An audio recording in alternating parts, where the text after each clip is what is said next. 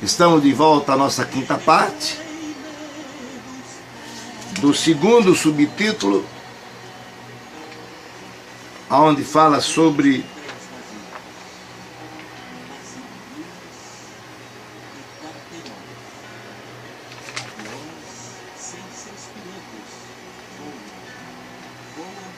os fundamentos da ética cristã. Diz aqui que nós veremos os fundamentos da ética cristã neste tópico, as principais seções bíblicas, tanto do Antigo como do Novo Testamento, que norteiam o senso ético de todo cristão, onde ele expressa o Decálogo, os profetas, os evangelhos, o Sermão do Monte e as epístolas em geral. Quando fala sobre o Decálogo, chamados fundamentos da ética cristã, nós observamos, o pastor Claudionor de Andrade ainda afirma que no Antigo Testamento não havia qualificação que definisse o termo ética. Por exemplo, o homem bom não era chamado de homem ético, como o homem mau também não era chamado de homem antiético. Mas como a gente pode observar a aplicação ética no Antigo Testamento? Aí ele continua dizendo que o homem mau era reconhecido como homem perverso e ímpio. Quando ele fala no Salmo 1 e versículo 4, que diz: não são assim os ímpios, mas são como a palha ou a moinha que o vento espalha. Ele qualifica o homem mau como ímpio. Está no Salmo 1, versículo 4, era assim que era reconhecido. Já o homem bom era reconhecido como homem íntegro. E lá em Jó capítulo 1, versículo 1, diz que havia um homem na terra de Uz, cujo nome era Jó, e este era homem íntegro, reto e temente a Deus, e desviava-se do mal. Isso é muito importante. O entendimento e a qualificação. Sobre o Decálogo, com os profetas, ele fala que para descrever os hábitos do povo cananeu, os profetas utilizavam o termo chucar, que é equivalente a costume. Os cananeus, aquele povo, vamos dizer assim, desvencilhado da palavra de Deus, mas tinha que ter um padrão para diferenciá-los do povo de Deus, instruir o povo do Senhor. Por isso que os profetas, ele descrevia os atos desse povo utilizando o termo no hebraico shukar, que é equivalente a costumes. Então isso é muito importante. Quando ele diz aqui a mensagem dos profetas do Antigo Testamento, tem uma imensa influência ética para os seguidores de Jesus.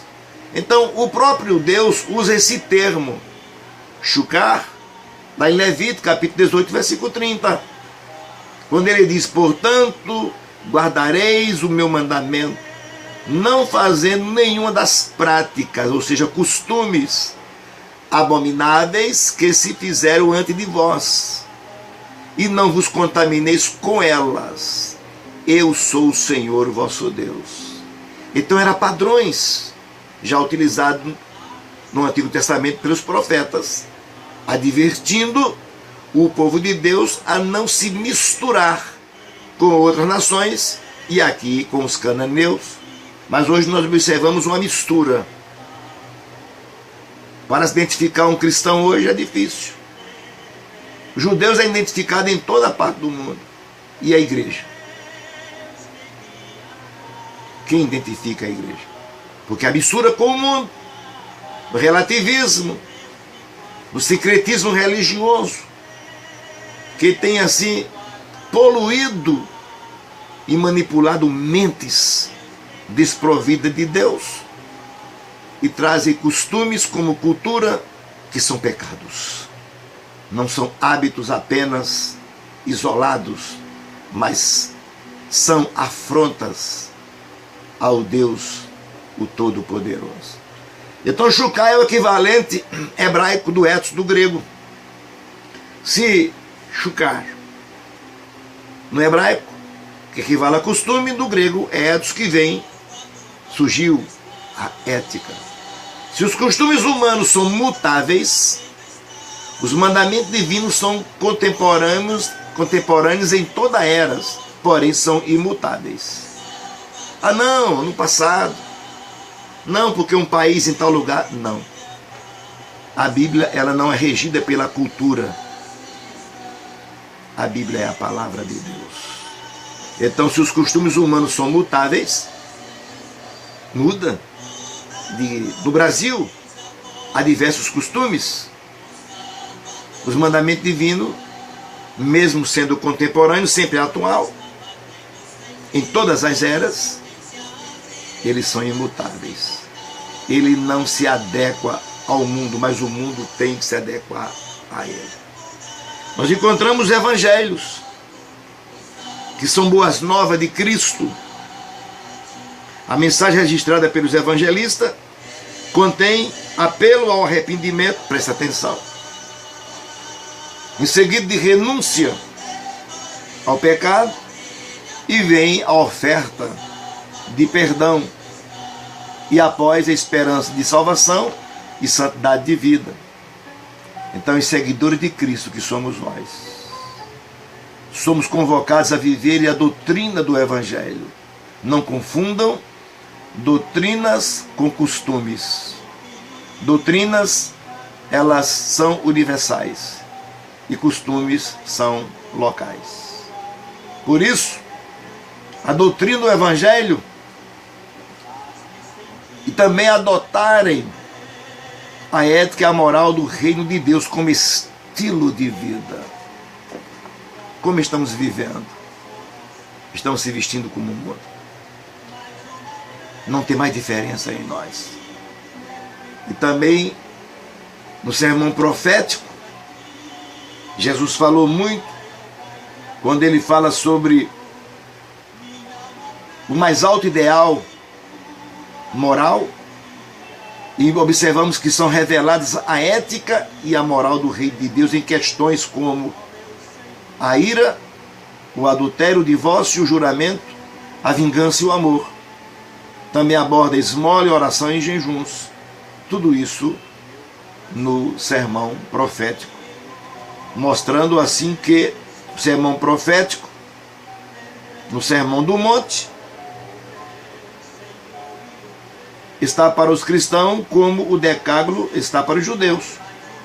Por isso, nosso Senhor convida os seus seguidores a priorizar o reino de Deus e a sua justiça.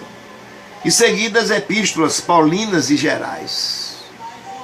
As epístolas paulinas, bem como as gerais, trazem ensinamentos aprofundados sobre a nossa relação com Deus, com o Estado, com o próximo, a justiça social, a questão da sexualidade cristã e do casamento. Por isso, meus queridos irmãos, os fundamentos da ética cristã não são fundadas em ideologias humanas, mas na santa e gloriosa palavra de Deus. Está aqui encerrada esta parte e voltaremos na próxima, se assim Deus permitir.